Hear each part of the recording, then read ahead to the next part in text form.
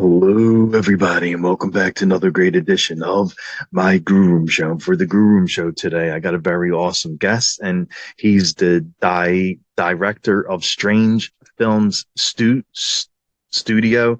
They make a whole bunch of horror films, and these horror films are like really cool, and they're short films, and they have a couple full length films, and we're going to talk to him all about the shorts, the full length films, and what's coming up next for Strange Films Studio. I am Rocco Cross. I am the host of Stutters. I am the host of the Grue Rume Show. And my interview will be coming up very soon. This is my Grue Rume, and as always, my gruelings. Welcome to my nightmare. So stay tuned. Uh, Oh, sorry. Go ahead. could you remind me your first name again, just so I don't? Oh, Rocco. Rocca?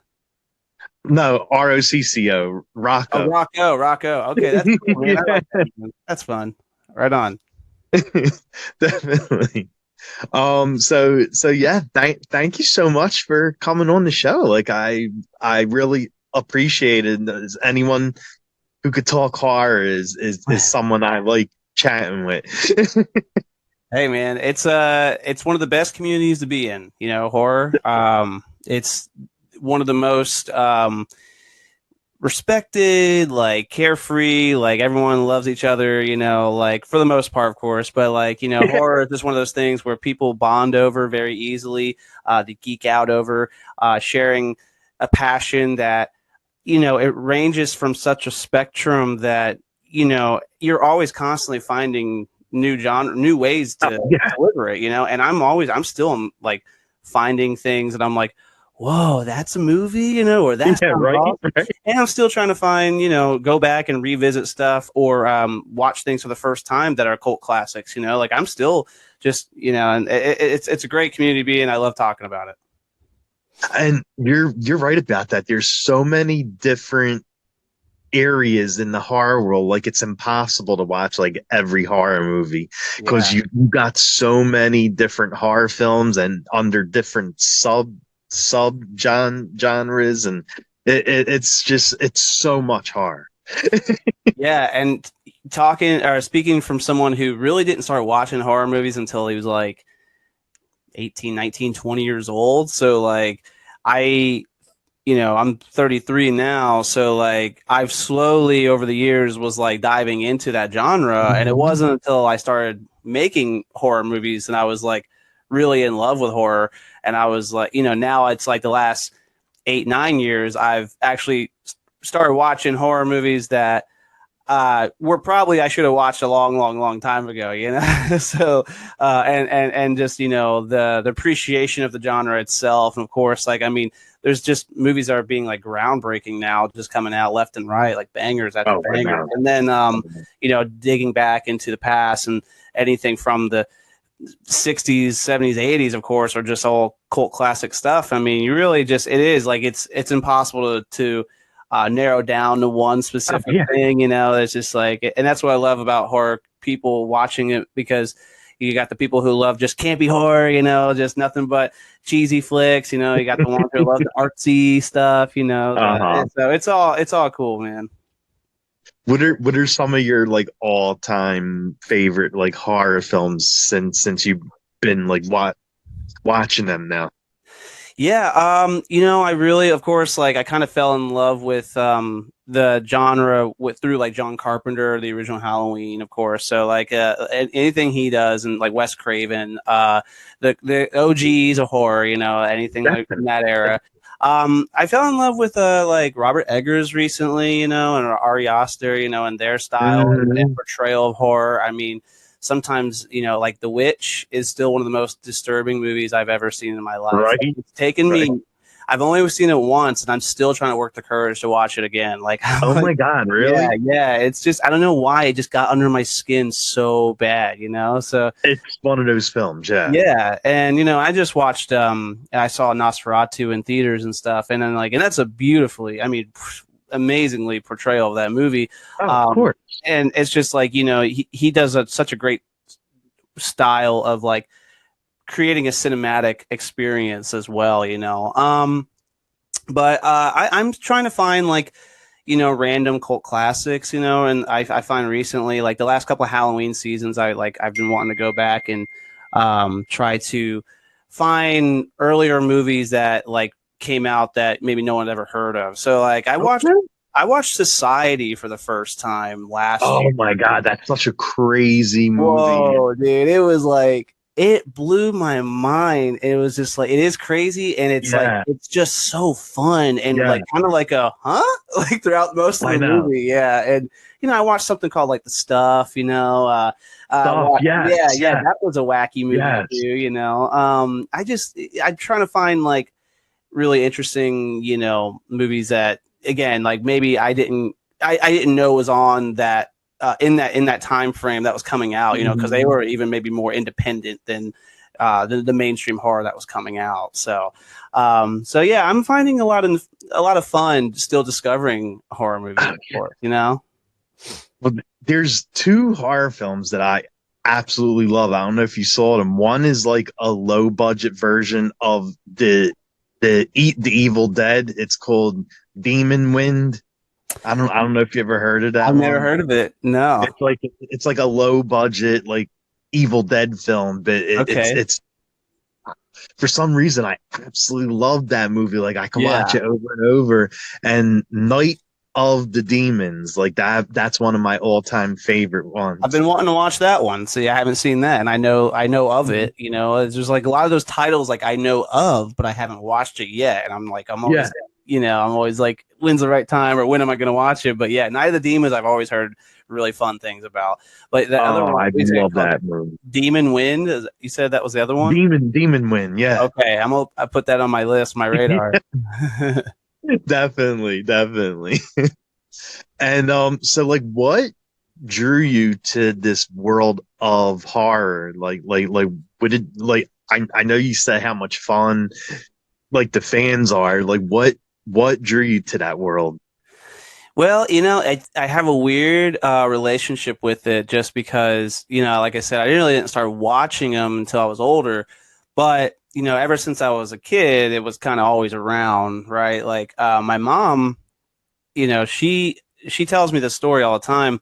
When I was like maybe 3 years old or something like that, she was actually like an extra, like a small part of her movie, an actress in a movie, and she got her head cut off in a movie, and like her fake head like rolled down the stairs or something Oh like my that. I God. was on the set apparently, and I watched that happen. So that kind of, I guess, maybe brought some trauma in my life early on. So when that happened, I probably was pretty scared of horror movies because I remember being terrified of movies when I was a kid. Like I remember my parents watching horror movies downstairs and being like, hearing the noises and be like, oh God, stuff like that. But I was always kind of fascinated by like Jason and Michael Myers and Chucky and things like that. I just Ah, was like yeah. too scared to visit it.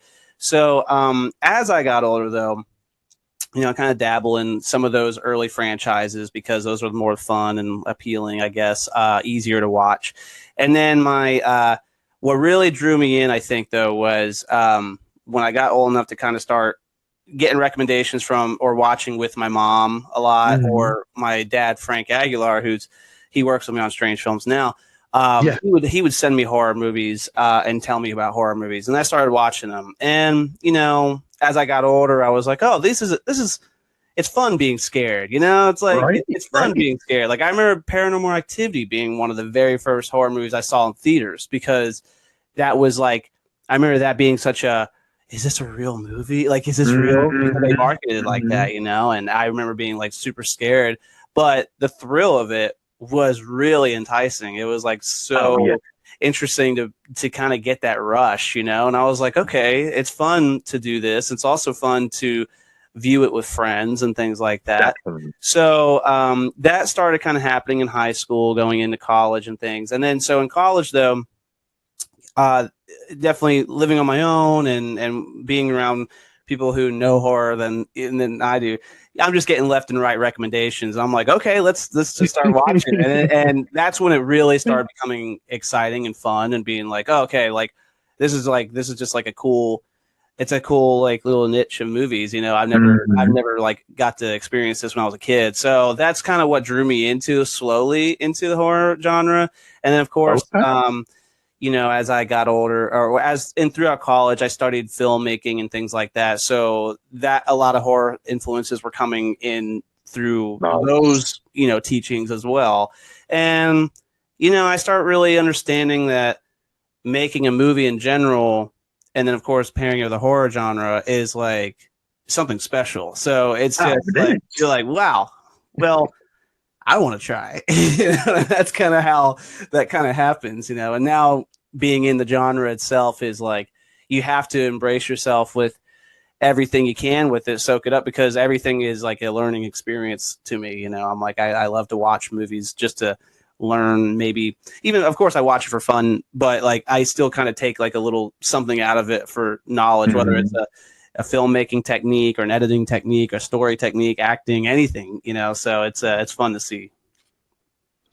And like, what inspired strange films? Like, what inspired that, and how did you choose like the name that you wanted for your studio? So that was like, you know, we're on 9 years now of Strange Films, and when it first started, it was kind of, it was kind of a weird, just like coming of age moment. It felt like, you know, like I was working at the news at the time, and I was an overnight editor and you know Oh wow. photographer. So yeah, I was working like real late night hours, 3 in the morning to like you know 12 in the afternoon, stuff like that. Damn. And I was new in the city, Knoxville, currently, and I was just like I didn't have any friends or anything. So I was just like in my little cubicle editing or like doing whatever. I was listening to music. I was on Facebook, all that stuff, and then and randomly I saw a Facebook ad for the Knoxville Horror Film Festival. So Okay. so I was like, huh. I was like, that's interesting. And you know, I studied filmmaking in college, but I've already been out of college about 2 years at this point, and I haven't touched filmmaking stuff in like at least 2 years. So I was like, huh, because I made like 4 or 5 short films in college, and I was like, I think I want to make a horror film. So I texted Frank, Like, my dad, and I was texting him, and I was like, "Hey, I want to make a horror movie. There's a festival coming up." And I was like, "What do you think?" And he was like, "I like it. Let's do it. Let you have an idea." And we just kind of spitballed some ideas, and those ideas propelled into our very first short film. There's something down the road, which mhm. he flew down here. We shot it here in Knoxville.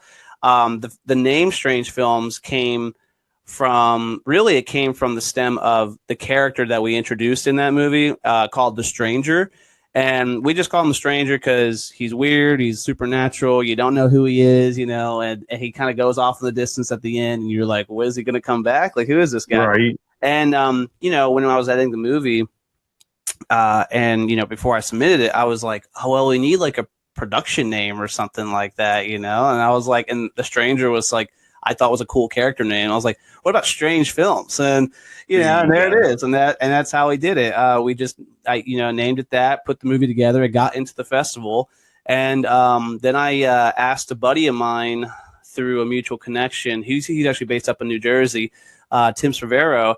He makes comic books, and I was like, hey, he was kind of like the only one of the few artists I knew at the time, and I was like, do you think you can make a logo for my you know my production company? And he came up with the signature logo that we have that we still use today, and it's kind Oh, of become like such a brand image. I love that image, and now Strange Films has grown into such like a thing. We didn't realize like you know what we were starting when we first started doing it. You know, it just kind of happened. So, but yeah, that's kind of how it all started. so being in Knoxville, I have to ask, how's Mayor Kane? Oh God, don't even get me started. Well, you know, he's wrestler by night, mayor by day, And whatever. and Kane actually was in two horror films too. Yeah, which is still it blows my mind. Everything like you know, like it all blows my mind. That was I remember when he was like running for office here or something like that, and everyone was like, "What?" and, like, and then he gets elected, and we're all like, "What?" and And I think every once in a while he dresses up as him, or he does like special events or something like that. Wait, really? Yeah, like I could be wrong, but like I'm pretty sure he did like some sort of, whether it was for like the actual like an actual wrestling event, or like a convention or something like that, or Yeah. like a Oh, charity yeah. event. Like, He always does Kane at the convention. yeah, yeah. So like, but like it's funny because he's like politician, but at the same time he's like he can suit up and be and sign autographs, you know? Oh, that's great. Yeah. It is kind of like, it is kind of funny though to be like, yeah, your mayor's a wrestler. Yeah, a wrestler, an Yeah, actor. yeah, totally. I haven't seen those movies. I got to watch them one day. See No Evil, right? Is that Yeah, what it was? Yeah, I haven't. yeah. Mm-hmm. He makes a good killer because of his size. Yeah, I mean, he's a big guy, man. I've seen him in person. He's no joke, dude. Like I went and like looked at like a couple of the shorts and stuff, and your films are like very well made. Like when people think of like local films, like in independent films, like they're like, it's gonna look cheesy, it's not gonna look good, this that the budget's not good, but like you make your films look like really good, like Lionsgate like level. Oh shit! Thank you, man. Well, I appreciate that. Thank you. You know, I take a big, like, I have a sense of pride, you know, about like creating art. I have it's kind of sometimes it gets the best of me because I really do want to make the absolute best, you know, in my own ability. I obviously I know my limitations. I know my resources, things like that. Yeah, But like, I really try to. I have my own standards, so like, I want to make sure I'm putting something out that I feel happy with, you know, and I don't want to come off as like cheaply, well, you know, cheaply put together, or like not have some thought into it, you know. So that really, though, the secret of all that is just understanding what your limitations are and what your practicality, you know, things you can do with. So, like, you know, when I first started, I didn't, I haven't touched film stuff in 2 years, you know, and so I just bought a cheap DSLR. I bought a cheap shotgun mic. I bought a cheap, you know, this and that. And I started watching YouTube videos, and I started reading some, you know, a couple books and things like that. And I started watching some movies, and it's all about, you know, how you write, how you frame things, and, you know, trying to get the best kind of production quality out of it between the camera and the audio. Now, of course, you watch the first of my movies compared to now, there's definitely even a big difference there. But I always did try to strive for, like, you know, let's make this try to look good. Let's try to make this sound right. good, you know, and like let's like put some thought into it. And you know, when it comes to writing, it's always about write what you know, write based around locations you have available, you know, resources you have available, and you know, a lot of it also is the secret. You know, another secret of success is just having the right people around you. So just, you know, having a lot of like-minded people who are in it to win it with you, who are wanting to help out, you know, contributing ideas and being open to those. You know, a lot of that stuff ends up being such a collaborative and unique experience that not only that you're trying to make it look and sound good, but you're getting like some really amazing performances and fun creativity on screen too. So it just all kind of blends together. And then editing is another, it's a monster. It's very tedious. It But seems it. I've been practicing editing for years and years and years, even in you know, before college, of course, in school, and then when I worked in the news, I had to edit also. Like they would throw me, you know, 5 minutes worth of footage to edit within 2 minutes for a 20-second spot on live TV. So I was Oh like, my so god. it's just like constant, like super fast pace, you know, quality control, things like that. So a lot of that stuff was, I think it's just helped me along the way because I edit all my own movies. So I Yeah. know as the writer, director, and editor what I'm trying to achieve in real time while we're shooting. So you know, I've been very grateful that people have enjoyed our movies, and Hmm. of course, like there's going to be some things that fall in the cracks sometime from time to time, whether it's lighting or sound or something like that. But we do try to make the best out of what we got, you know, and Thankfully, our budgets are getting a little bigger now, so hopefully they'll just keep continuing to get better and better. Oh yeah, definitely. And like one of your films, the Happy Mother's Day film, it's definitely, isn't that like definitely like paying the homage to Texas Chainsaw Massacre, Yeah, I'm glad you saw that. Yeah. and it also reminded me, I don't know if you saw this horror movie. There's a horror movie called Mother's Day, and it's like about a crazy family too, and Okay. it like it definitely pays homage to like Texas Chainsaw and that. Yeah, I haven't seen Mother's Day, but when I was writing Happy Mother's Day, I was really thinking about Texas Chainsaw Massacre because I just watched it again. Like I've seen it a good handful of times now, but I think at the time I watched it for like the second time or something like that. And the movie is very disturbing. It's very It is, raw. It's yeah. very like, kind of, it's just intimate and raw and like super just bananas. And it's like, I think that being in a house with this wacko family who are trying to just, that dinner table scene is so like Oh my God. so cringy, so like scary. It's like I was like, dude, I want that. so I just tried to write my own deranged family in going into this movie, and like make it like a house of horrors on the way out and stuff like that. Even like so it was definitely my biggest inspiration behind that movie. I tried when I try to pitch that movie to people, I'm like, yeah, Texas Chainsaw Massacre, and of Oh, course nice. it's a sequel to a movie we did a couple years back. Before that was Cindy's Birthday Party. So it's Oh, okay. yeah, so yeah, there's Cindy's Birthday Party we made, and then like a year and a half later, I think we did Happy Mother's Day, and it takes place 10 years after the events of Cindy's Birthday Party. So so the characters in Happy Mother's Day, three of them, I believe, are the same characters from the first movie. They're just older and Oh, wow. more wicked and stuff like that. Yeah. So, Nice. and that's another thing. We try not to like, because a lot of my movies are connected, like a shared universe. So it's like I try to not make it to a point where it's like, if you didn't watch this, you can't watch that. It's like Yeah, yeah, yeah. I want someone to be able to discover a movie of ours randomly and like it, and then if they're watching more of our movies, they realize, wait, hey, is that guy? That guy, I just saw that guy in this movie, or they're referencing that movie, So it's like it's all its own little world, but yeah, it's all Nice. kind of connected, yeah. Nice, nice. I love when films do something like that. And the get the Gifted is a feature film that you did, a horror film. And what did you love about like making the film, and what did you love most about the film? That movie is that was a hard movie to make, I'd say. It was very challenging. It was very physically demanding, emotionally, mentally demanding. Just because it was a lot. That was probably our like biggest and most ambition, I think, behind a movie.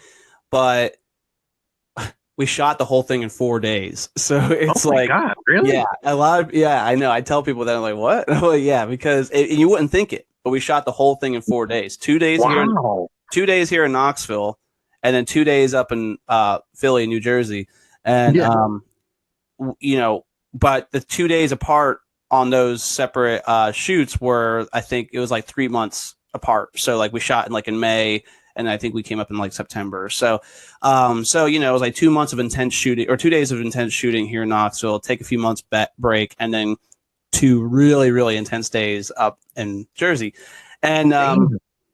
so that movie was like, and I think one of the challenges of that movie for me personally was I kind of was trying to wear too many hats. I'm used to doing that, starting in my film career, but I'm at a place that I have to remind myself that no, I can get a proper sound guy, I can get a proper lighting guy, I can get a proper DP here. And the Gifted, I was still kind of like, no, I'm going to do this, and it kind of so so all that to say was it was a hard movie, but at the same time, yeah, that movie is super ambitious. I think the story is one of our best storylines that we've ever, crafted. It's really, really emotional. It's definitely has its like creep factor in it. It's like a spiritual horror drama essentially. It's really ambitious in the way it's told because it's kind of told in like an anthology way as along, but being a consistent narrative with one character. So there's like a huge character arc in it. And it's I think I just loved how I think I love to see how the story came together because it's a really almost a complete story. Like when you watch it, of course, we ended up making a prequel after that, but it was, when you watch it, you're kind of just like, wow, that was an experience. That was a true character's journey, and Yeah. there's a lot of like emotion behind it. There's a lot of like sadness behind it. There's a lot of holy shit, what the fuck? There's a lot of quirkiness in it, and we were ambitious with our shots. We were ambitious with our locations. We were ambitious with the characters and everything. So there's a lot of and of course, one of my all-time favorite things about the movie is the score. Enemy on Tape. He's been a recent composer, collaborator friend of mine, and he scored The Gifted Original Sin, and he's currently scoring my new movie Cho, and he is incredible. I mean, the stuff that it's like, I don't know, it just makes the movie feel alive, and there's a great blend of that horror, but like modern, sound and vintage sound as well. So the score really moves the movie. Like I Oh, it always, does. yeah. So I think the score and just the way the whole story came together is definitely my favorite parts about the movie. And we got to a 55-minute runtime, which is pretty cool. Yeah. I'm trying to break the hour. I'm trying to get to the hour mark. Okay. Okay. Mhm. And what can you say? Like you just mentioned your new horror film you work on show. Like what can you say about show? Like what's the movie about and stuff? I'm still trying to answer that question on myself. It's it's a really interesting movie, I will say. It's another Frank Aguilar script, and it's another really ambitious one. I'd say even more than The Gifted. It's a voodoo horror movie based on true events, and that's kind of like my main pitch deck for it at the moment. But I will say also, it's another kind of horror or like a drama, almost like a spiritual horror drama film. Again, it's very character driven. Like a lot of our movies are very character driven, and we have a great cast in this. We have got amazing locations. The production value alone will look incredible compared to the last few movies that we've done. My DP, Lucas Dunn, he is incredible with what he does. He got some amazing shots. I mean, I'm like looking over his shoulder. He's like, August, look at this. And I'm like, my jaw is dropping. I'm like, dude, how? Like, this is all right. You just do you, baby. I'm like, let's go. So like, it's going to feel bigger. It's going to look bigger. And I think it's going to have a different, unique style to it compared to some of our other movies. So it's interesting, and I can't wait to share more about it. I'm still very much in the edit point at the moment, and we're working on scoring it at the moment too. And it's one of those things where it's really like intense. So I'm kind of like, I don't know. I just released a trailer for it though, a teaser trailer for it, and it's gotten some cool feedback on it. So I'm excited to show more when it's time. But yeah, Oh, it's yeah, gonna, definitely. yeah. And I see you have a Strange Films podcast too. Like, what's that about? Yeah. So it's funny you mentioned that we're actually recording. We're coming back to the show tomorrow. Tomorrow afternoon, we're recording our next episode. Oh, nice. Yeah. So we've been on a little hiatus. Not to get into too many details, but just personal things, and over the last few months have had to take priority. And the Yeah. podcast was one of those things where we were going. We were pretty consistent, recording 1-2 episodes a week every week from a year and some change, and we kind of had to take a break on it, which was good because it kind of gave us all some time to do our own thing and stuff like that. But the Yeah. podcast is essentially it's me, one of my buddies, Blake Hall. He's another filmmaker friend of mine. Lucas Dunn, who's my DP, and my other friend, John Queener. He's a filmmaker, and Lucas is a filmmaker too. So we're all filmmakers. But we really we hang out, and we want it to feel like it's you're hanging out with us. So we sit in the couch, we sit in the studio, and we hang out on the couches and the chairs, and we mic up, and we just kind of, we don't even have a proper intro. We just, sometimes we're like, blah, blah, or sometimes we're like just in the middle of a story and we lead into it, or sometimes we're just throwing something right on the wall, just talking about a movie, but we end up talking, essentially the theme is hanging out, getting to know each other, talking movies in general, recommendations of movies, music, video games, books, and then we're also talking about our own filmmaking projects. So like we'll kind of come back like, what's been up, and we'll talk about, oh, well, we just got done shooting this or talking or work on that project, and that leads into so many different.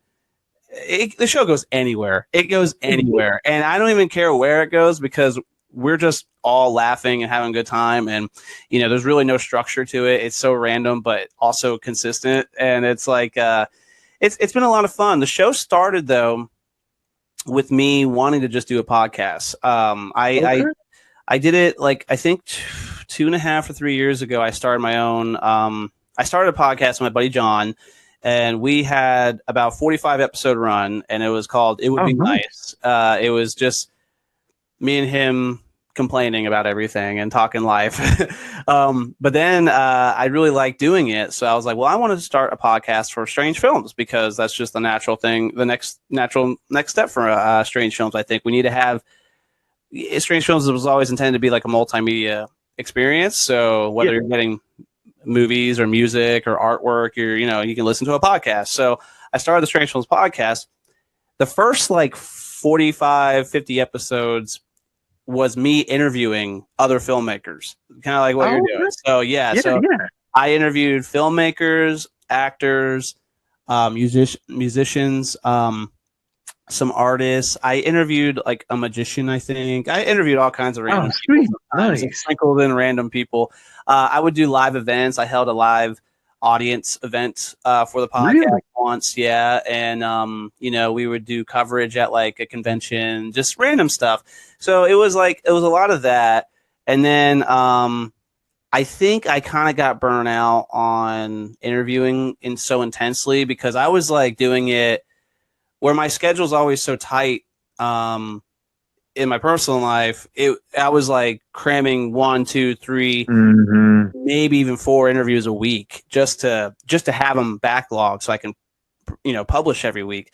Yeah. And I was starting to lose. I think I was starting to lose quality as far as my interviewing skills go. I was kind of half looking into my guests, and that's not fair to them. It's too exhausting on me. So I was like, you know what, I need to change this. I still want to do a show, but I don't want to sit here in front of a computer screen and interview so intensely all the time, I would still do it, but just not all the time. So then I was like, my buddy Blake, he's a movie guru. You can he has a top 600 movie list. I mean, like he knows movies, anything. I don't even know like where he finds these movies. Oh my God. So, like, he's a great guy. And he's a wealth of knowledge. So I was like, hey, will you come over and we can sit on the couch and we can just talk about whatever? And he was like, yeah, of course.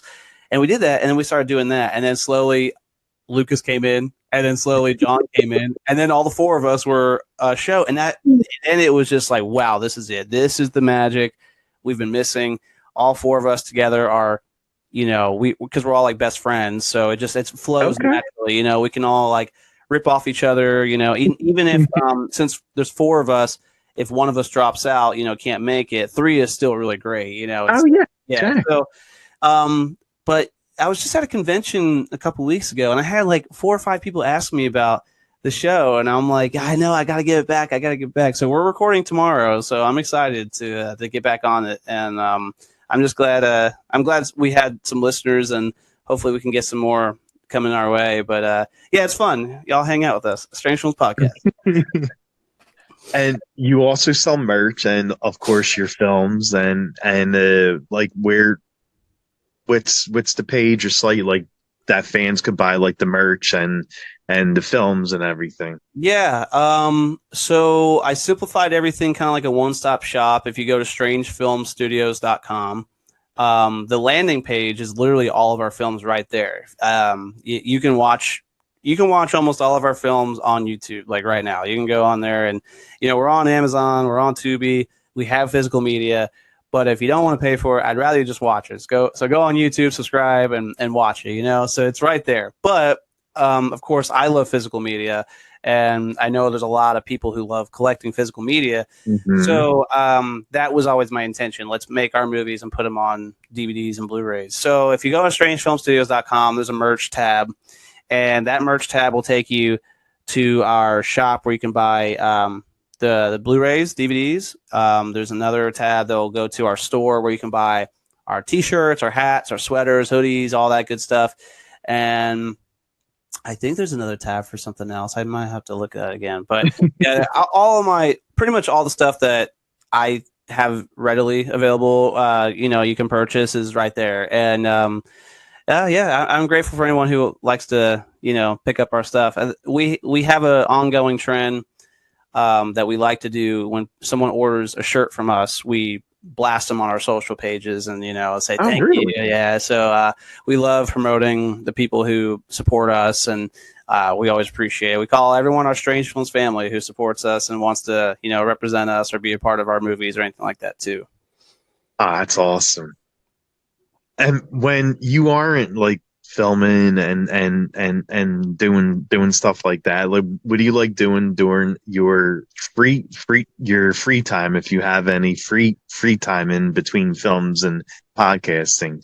Yeah, little free time. I'm a full time dad, full time single dad. So it's like it's nonstop, with the kiddo. But at the same time, I've got a little bit of kind of that work life balance now. I still work a day job, and I take care of him. I hang out with him, but the free time I do have, I just really, I mean, if movies are kind of still my go to, like I love Yeah, just of course. watching movies. If I can watch a Yeah. good movie, even 1, 2 movies a week, I'm golden. I'm like, yes, all right.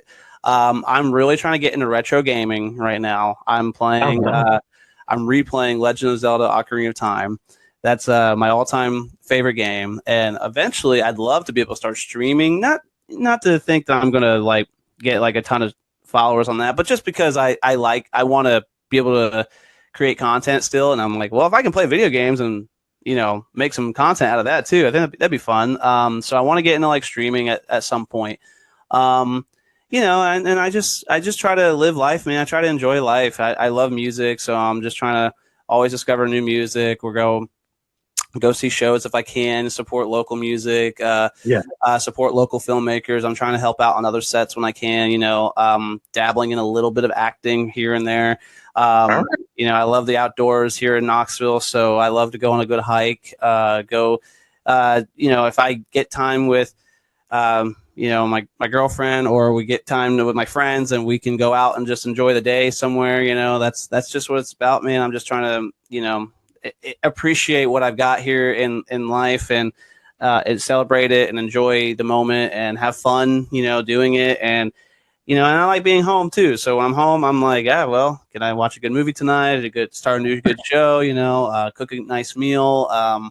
Just trying to appreciate the little things, if that makes any sense. And then Oh, yeah. yeah, and then I've got that creative bug in me. It's always eating my head at night. I'm like, I can't sleep, and I'm going crazy, and I'm like, I gotta make something. I gotta write. I gotta, Right, I'm right.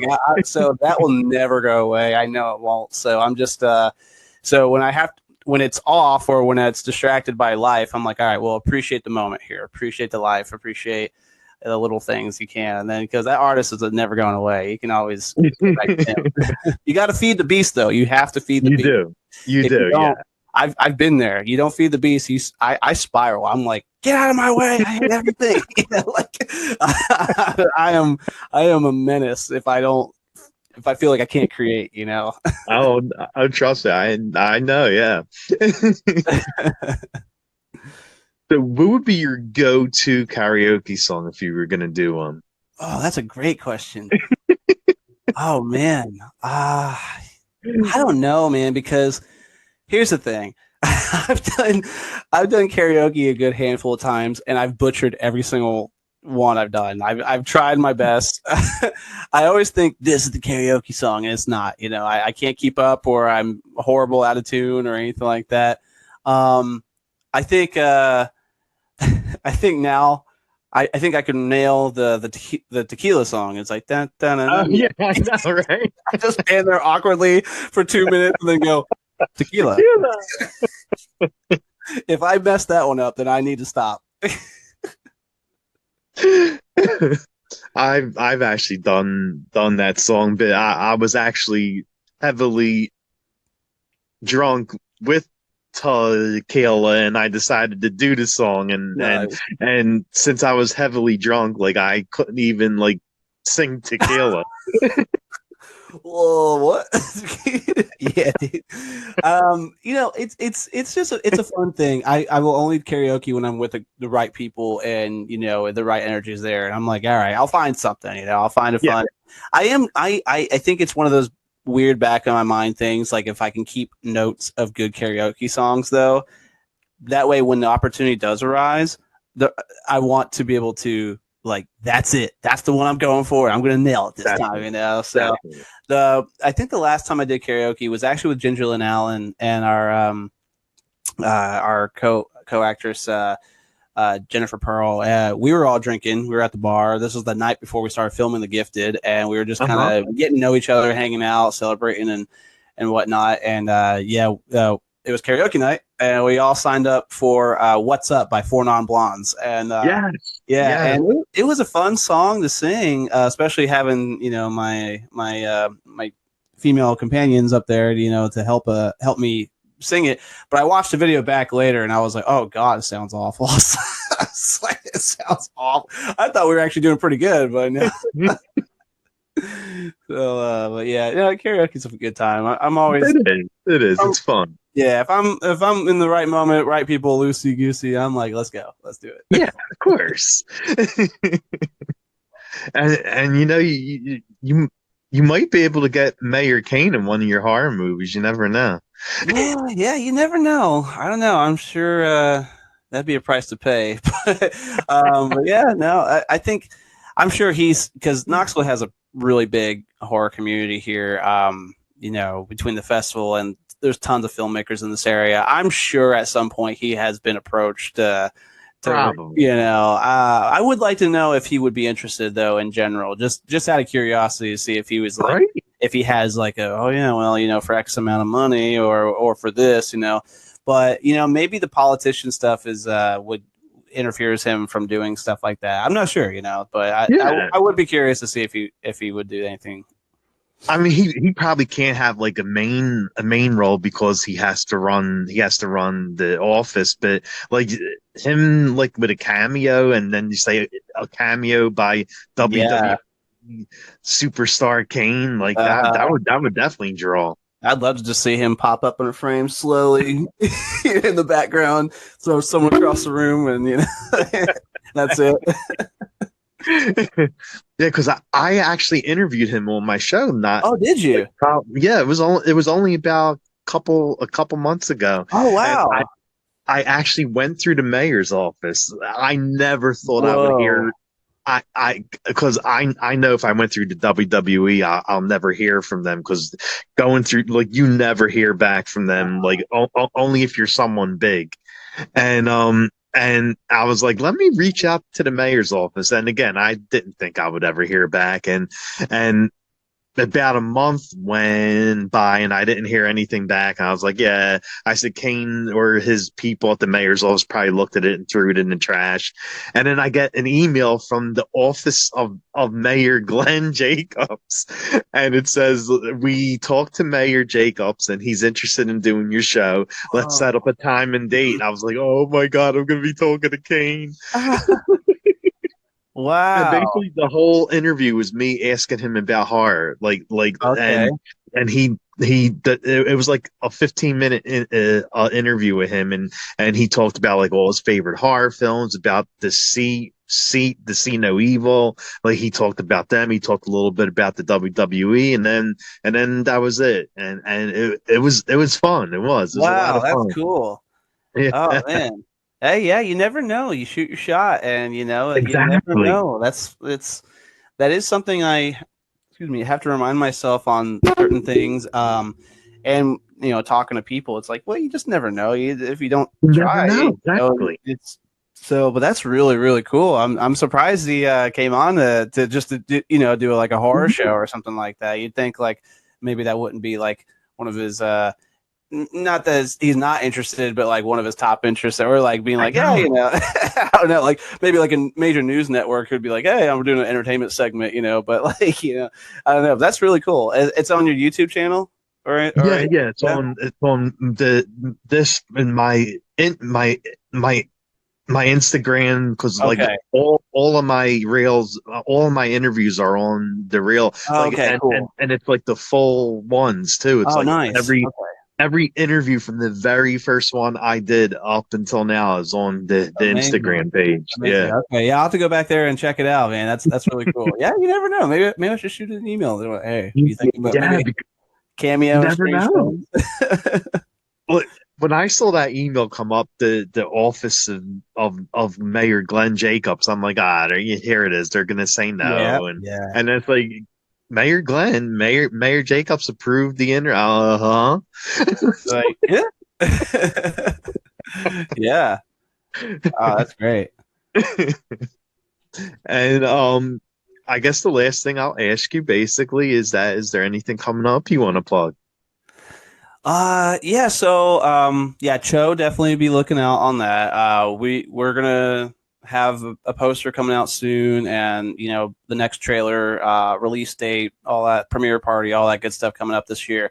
Um I'm working on another movie that we've already shot some, and we're shooting some more this summer. It's called TV Land, and that one I'm really excited for people to watch because I always say it's totally different from what we've done before, but this one's like, it's so left field that no one's going to expect it. Like, Okay. it's nothing like I've ever done before, in any of my movies. And it's going to feel like a weird acid trip or something. I don't know. It's going to feel like it's just going to be like a random kind of fun, but cohesive experience. But it's kind of like a dark comedy horror movie as well. There's going to be a lot of different genres blended into it, and I'm excited for people to watch it. We have a small teaser on it on Instagram and YouTube that you can check out. I think it's pinned to the top of my page, but we've shot a couple things for it, and we're gearing up to shoot some more, and we may shoot for the rest of the year, but just because it's one of those things where the more you add to it, the more fun it's going to be, I think. Oh, okay. And I don't want to give away what the actual plot is because I want to shoot enough to come up with a fun trailer for it for people to see it. But it's gonna be a really fun and wacky trippy ride. All right. I'm definitely looking forward Yeah. to that then. So TV Land. We've got some other, obviously we have a few different scripts in rotation right now, Yeah. trying to get finished. And once it's a matter of finishing the script and then like locking down the resources and scheduling on it. But ideally, if I can get another major project off the ground this fall, I've got one I really would like to do. It's a sequel to one of my previous films I've done. So we'll see about that. We'll see kind of how the year plays out. And then Frank's already cooking up his next big project. So we're kind of in that weird stage where our budgets are kind of getting bigger, and the production value, and like we're really trying to make sure we're nailing everything before we actually just go out and shoot. There's some things it's fun to just go out and do randomly, but we want to make sure we have a lot of our ducks in a row before we Oh, of course. throw it out there anymore. I'm used to, which is hard for me sometimes because when I was coming up with this, I was doing like 3, 4, 5, 6 movies a year when we first Oh, started. wow. Yeah, I was just cranking them out left and right. But now we're like averaging the 1-2 big movies, a year over the last couple of years and stuff. And I'm like, all right, yeah, that's kind of where the pace is. Mhm. But we've got, I've got a friend, a collaborator friend right now who's helping me write novelization of one of our movies. So we're working on that. So there's some interesting stuff coming out. Plus, the podcast will be coming back, in full swing. So it's just, just trying to get our stuff out there and, trying to keep telling stories. That's what we want to do at the end of the day. Just keep telling stories. That's awesome. I love it. Well, I mean, it was very good talking to you and Yeah, meeting you. likewise. Thanks so much for coming on and doing the show. And Yeah. it's always fun. Like the horror world's awesome. It is, man. It is. We got to get you in a movie, man. We got to get you. We're up in Philly all the time. Frank's based in Philly. I'm originally from there, so Okay. so I visit from time to time, and along with whenever a project's ready, I go up there and we make it. So whenever we have something cooking up there again, I'll point you in the right direction. Oh So my God. yeah, 100%. I would 100% definitely do it. Like I've been in like a couple low budget horror films, and it's like two Daisy Durkin films, Half Life Horror from Hell. It's a bunch of crazy like horror comedies that I was yeah. in. So yeah, I'll be more than happy. Yeah, yeah. Well, I'll definitely I'll definitely keep you posted whenever that happens. But yeah, it was very very nice meeting you. Congrats on everything with the show. It's awesome. Thank you. And you do a great job. So I'm a fan. Thank you. Well, Bud, definitely have an amazing night, and thank you again for doing this. Yeah, thank you. I hope you have a great night as well. I appreciate it. Thank you.